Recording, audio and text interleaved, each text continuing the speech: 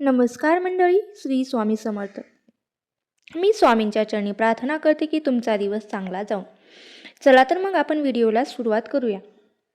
बघा, जेव्हा आपल्या आयुष्यात कठीण काळ येतो तेव्हा आपण सहज म्हणतो, देव आपली परीक्षा घेत आहे. पण खरंच का स्वामी आपली परीक्षा घेत आहेत का? हे कसं ओळखायचं? बघा, आज मी तुम्हाला असे 3 संकेत सांगणार आहे जे आपल्याला सांगतात की स्वामी महाराज आपली परीक्षा घेत आहेत. प्रत्येकाची परीक्षा ही वेगवेगळ्या परिस्थितीमधून घेत असतात. कधी सुखामध्ये, कधी दुःखामध्ये, तर कधी अनपेक्षित संकटामध्ये. जर तुम्ही प्रत्येक परिस्थितीत स्वामीवरचा तुमचा विश्वास अढळ ठेवलात तर समजून जा तुम्ही स्वामींच्या परीक्षेत उत्तीर्ण झालात. पण जर अशा स्थितीत मन थोडं जरी डगमगलं तर स्वामीवरील श्रद्धा कमी झाली किंवा विश्वास उडून गेला तर लक्षात ठेवा, स्वामींच्या परीक्षेत तुम्ही हे अपयशी ठरला आहात. बघा, आजच्या व्हिडिओमध्ये मी तुम्हाला असेच काही स्पष्ट संकेत सांगणार आहेत की जेव्हा स्वामी आपली परीक्षा घेतात तेव्हा आपल्या आयुष्यात नेमकं काय घडतं किंवा काय घडू लागतं. बघा, स्वामी भक्तांनो, एक गोष्ट लक्षात ठेवा, प्रत्येकाची परीक्षा घेत आहेत ते फक्त त्याच भक्तांची परीक्षा घेतात ज्यांच्यावर त्यांचा पूर्ण विश्वास असतो. स्वामी पाहत असतात की हा भक्त भक्तीच्या मार्गावर किती काळ ठाम राहतो, कितीही कठीण प्रसंग आला तरी तो श्रद्धा ठेवतो की नाही, हे आपण आजच्या व्हिडिओमध्ये पाहणार आहोत. फक्त एक छोटीशी विनंती आहे की वेळात वेळ काढून या व्हिडिओच्या माध्यमातून स्वामी भक्तांच्या समस्या सोडवण्याचा मी प्रामाणिक प्रयत्न करत आहे. म्हणून जर तुम्हाला हा व्हिडिओ उपयोगी वाटत असेल तर कृपया व्हिडिओला एक लाईक करा आणि कमेंटमध्ये श्री स्वामी समर्थ, जय जय स्वामी समर्थ लिहायला विसरू नका. आणि हा व्हिडिओ कसा वाटला तेही मला सांगा. बघा, स्वामी आई सर्व भक्तांना सुखात, आनंदात आणि ऐश्वर्यात ठेवत असतात. प्रत्येक भक्ताचं प्रत्येक संकटातून ते रक्षणही करत असतात. तर बघा, असे 3 कोणते संकेत आहेत जे आपल्याला सांगतात की स्वामी आपली परीक्षा घेत आहेत? बघा, पहिला संकेत असा आहे की आपल्या आयुष्यातील दुःख जेव्हा शिगेला जाऊन पोहोचतं तेव्हा महाराज एखाद्या भक्तांची परीक्षा घेतात. तेव्हा काय होतं तर त्या व्यक्तीच्या आयुष्यातील दुःख हळूहळू वाढत वाढत शिगेला जाऊन पोहोचतं. असं वाटू लागतं की आयुष्यातले सगळेच दरवाजे बंद झाले आहेत. कुठे जावं, काय करावं, कोणाकडे मदत मागावी हेच काही कळत नाही. आपण शक्य सगळे प्रयत्न करून पाहतो, पण मेहनत करतो, धडपड करतो, पण तरी सुद्धा आपल्या हाती काहीच लागत नाही. फक्त अपयश येतं आणि निराश होतं. मन पूर्णपणे हताश होऊन जातं आणि मनात एकच प्रश्न उभा राहतो, आता पुढे करायचं काय?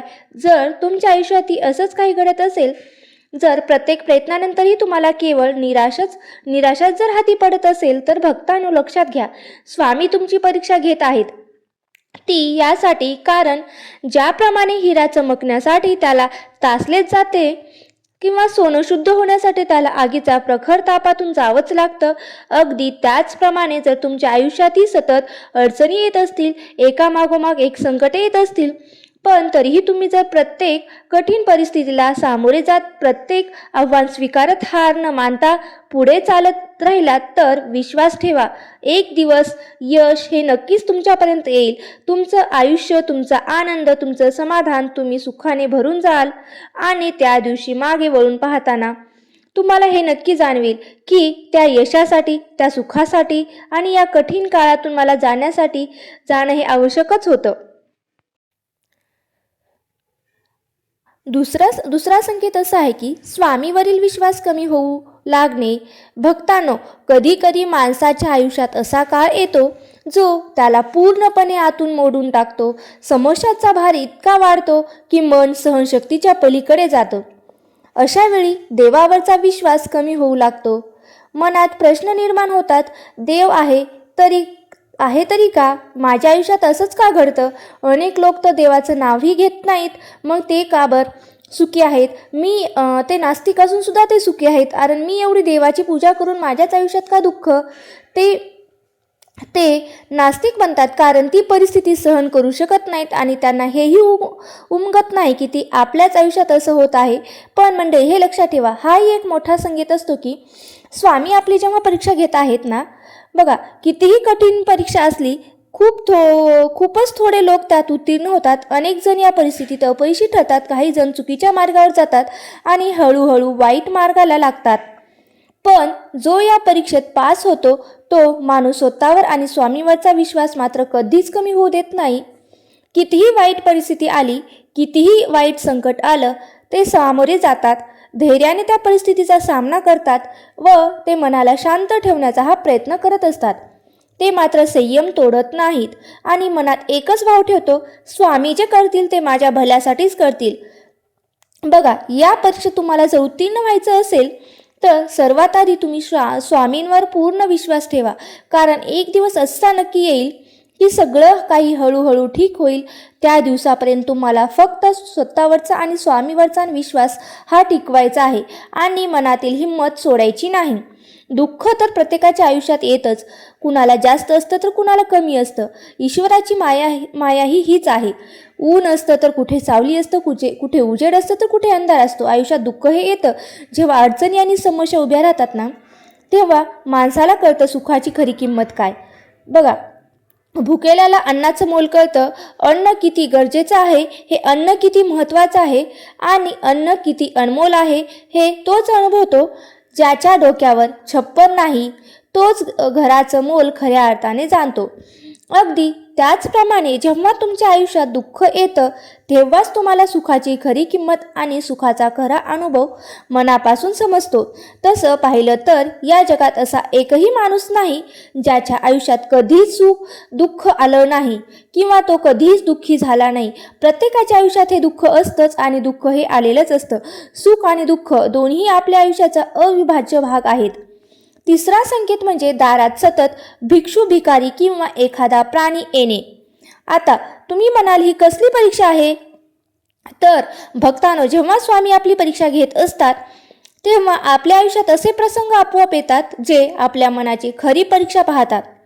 बघा, असे अनेकदा घडतं की तुम्ही जेवण करत असतात आणि नेमकं त्याच क्षणी कोणी भुकेला माणूस तुमच्या दारात येऊन अन्न मागतो. कधी तुमच्या दारात गाय उभी राहते, तर कधी कुत्रा, तर कधी एखादी मांजर येते. बघा, त्यावेळी पाहिलं जातं तर तुमचं मन तुमची दानदनत म्हणजे तुमची ताटातील एक भाकर एक घास त्यांना खायला देता की नाही हे सुद्धा पाहिलं जातं. तर अशा वेळी जर तुम्ही तुमच्या तोंडचा घास दुसऱ्याला दिलात तर ते दान खूप मोठं असतं, श्रेष्ठ असतं आणि अत्यंत पुण्याचं ते दान मानलं जातं. मंडळी, स्वामी अशा प्रकारे आपली ही वारंवार परीक्षा घेत असतात. तर आपल्याला अनेक गरजू लोकांसमोर उभं करतात. त्या क्षणी जर तुमच्या मनात त्यांच्याविषयी दया, करुणा आणि आपुलकी जागृत झाली तर समजा तुम्ही स्वामींच्या या परीक्षेत उत्तीर्ण झाला आहात. अनेक कथांमध्ये आपण ऐकलं आहे की स्वामी स्वतः कधी गरजू माणसाच्या किंवा कधी एखाद्याच्या गरजूच्या व्यक्ती परीक्षा घ्यायला येतात. म्हणून मित्रांनो, अशा प्रत्येक प्रसंगी तुम्ही त्या गरजू व्यक्तींची, त्या मुक्या प्राण्यांची मनापासून मदत करा. असं केल्याने स्वामी तुमच्यावर प्रसन्न होतात आणि त्यांची कृपा सदैव तुमच्यावर टिकून राहते. आजचा हा व्हिडिओ तुम्हाला कसा वाटला कमेंटमध्ये सांगायला मला विसरू नका आणि आवडला असेल तर एक नक्की लाईक करा. अशाच माहितीपूर्ण व्हिडिओसाठी आपल्या या यूट्यूब चॅनलला नक्की सबस्क्राईब करून ठेवा, जेणेकरून तुम्हाला नवनवीन व्हिडिओ पाहता येतील. श्री स्वामी समर्थ. जय जय स्वामी समर्थ.